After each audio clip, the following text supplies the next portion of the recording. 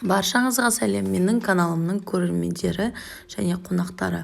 Бүгін біз сіздермен грек жаңғақ жеудің 7 пайдасын білетін боламыз. Олай болса, видеоның соңына дейін көріп, менімен бірге болыңыздар.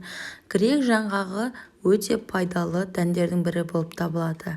Біріншіден, ол алтық салмақтан арылтуға көмектеседі десем сенесіз бе? Иә. Күнде бір уыс жаңғақты жеу барысында сіз бірнеше сағатқа дейін аштық сезімін сезбейсіз. Екінші, мидың жақсы жұмыс жасауына өте жақсы көмектеседі. Иә, бәріміз де грек жаңғағын миға ұқсатамыз. Бұл дәлелденген.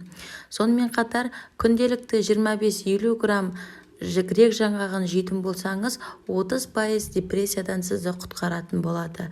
Сонымен қатар, ас қорыту жүйесіне де, теріге де оң әсерін береді. Қуық асты бездерінің шығуын төмендетеді. Сонымен қатар, ас қорыту жолымен жүрекке өте жақсы пайдасы бар. Сіз грек жаңғағын жейсіз бе?